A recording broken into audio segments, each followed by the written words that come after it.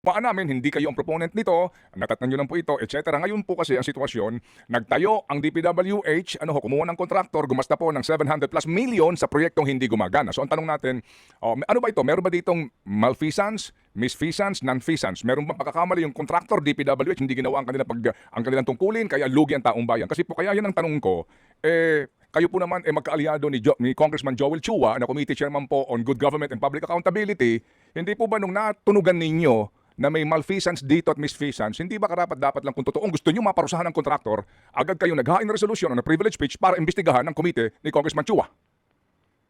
Meron po yan. Meron po kaming resolution para imbestigahan yan ng good government. Lahat po yan, dokumentado po lahat yan. Asan po resolusyon po ninyo? Hindi ko po hawak-hawak, pero pagpasok pa lang po ng July 1, pinasok ko na po yung resolution na yan to investigate. Okay, sige Kung po. bakit po, Ito. po Manong So, Pedro, kung meron po para kayong resolution, Congressman, kasi kayo po nag-privilege speech kayo. I remember, kaya nga po nasimulan po yung investigasyon dito po kay VP Sara because you're holding people accountable, no? Kaya nga kami humahanga po sa inyo, nag-privilege speech kayo because you would like people to be accountable sa kanilang pagwawalda sa pera ng bayan, etc. So in this case po, kung naghain kayo ng resolusyon, pero nung nagkaroon ng investigasyon. Ganito po Manong Pedro, para klaro lang po tayo, no? Nung malaman ko yan, na may problema yan, September 4, 2023. Okay. Para lang po klaro.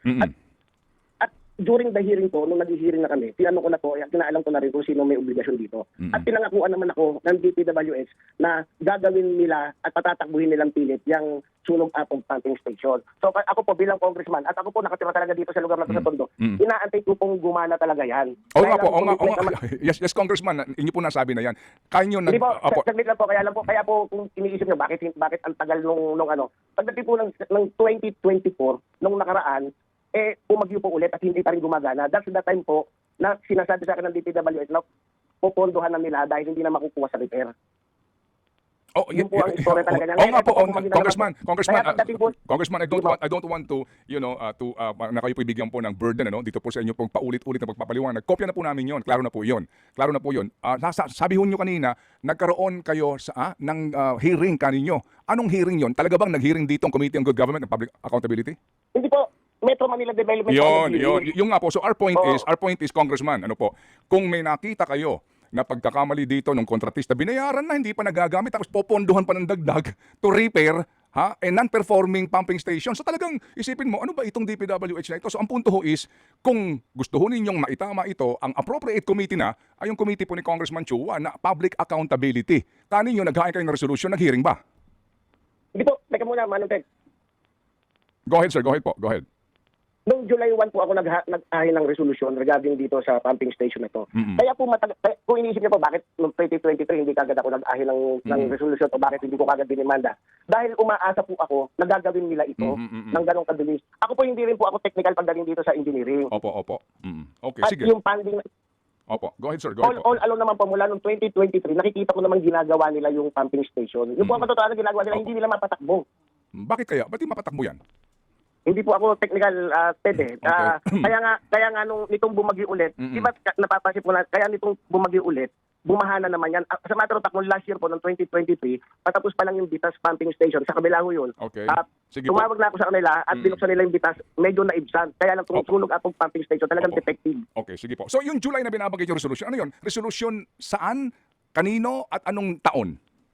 Ito po, 2025, pagpasok ko ng Congress. Okay. So ano po ang resolution ninyo nitong July ng 2025? Ano po laman, Congressman?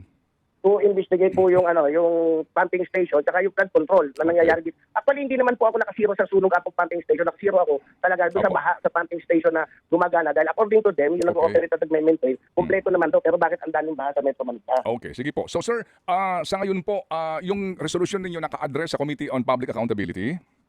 Hindi ko pa po alam, Manong Ted, kasi July 1 po yan. Di ba nagbubuuan pa lang po kami. Papasok pa po sa rules yan. Nung Tuesday, Wednesday po, nasa 2,000 na resolution and House Bill ang binasa. So lahat po yan, papunta pa lang siguro sa rules or kung nabasa na po. Hindi. Nag-start po na kasi ang Congress.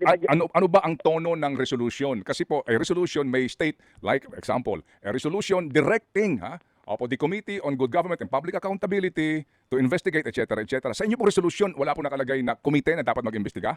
Hindi po, resolution to investigate. Kasi meron pong private, merong government agency naman dito, di ba? Opo. So ako dito, kung sino mang committee ang appropriate kung saan po Ayun, ibabato ng opo, rules. opo, Kung po, Opo. Naunawaan po namin. Kumbaga, directing the appropriate committee. Ganun po, Congressman. Ano po? opo. Ayun, opo. Para humaliwan.